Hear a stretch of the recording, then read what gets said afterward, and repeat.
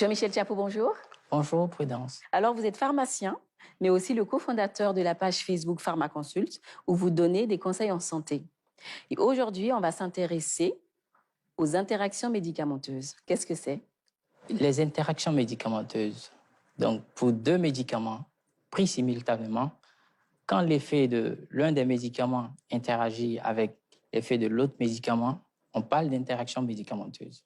Alors, certaines combinaisons de médicaments peuvent être dangereuses. Lesquelles?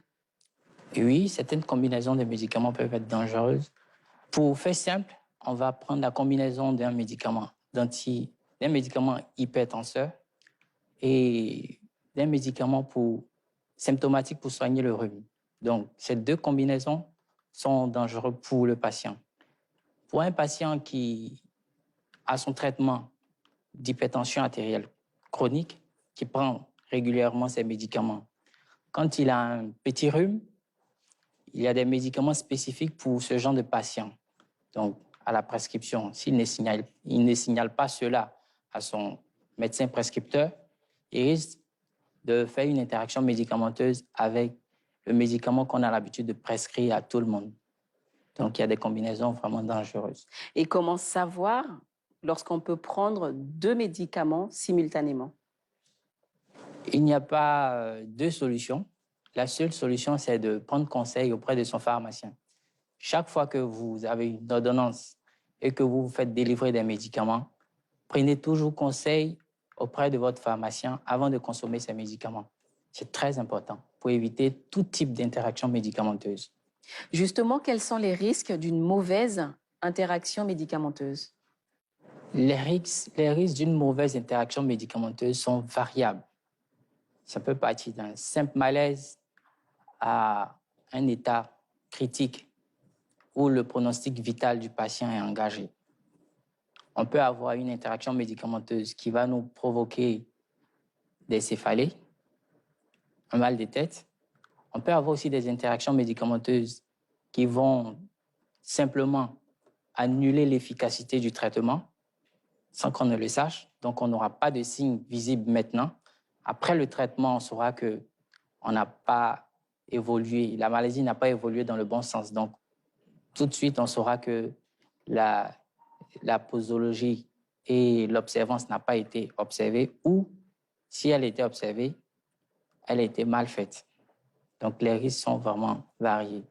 Et quels sont les signes d'une mauvaise interaction médicamenteuse? On n'a pas de signes particuliers. On n'a pas vraiment de signes particuliers. Mais une interaction médicamenteuse va se faire ressentir quand on aura des effets autres que l'effet attendu à la prise du médicament. Donc, dès cet instant-là, il faut tout de suite contacter son pharmacien ou son médecin traitant. Avez-vous déjà eu des cas de ce type dans votre lieu de travail, dans les pharmacies où vous... Oui, nous avons des retours d'expérience des patients qui viennent nous relater les faits. Et le dernier, malheureusement, c'était un cas malheureux. Une dame qui était en travail, qui devait accoucher, qui, avant d'arriver à l'hôpital, avait déjà ingéré une potion traditionnelle et arrivée à l'hôpital, elle s'est fait injecter un produit qui a interagi avec cette potion-là, qui a entraîné une hémorragie qu'on n'a pas pu maîtriser. On a perdu et l'enfant et la dame. Donc, c'est vraiment un problème de santé publique déjà.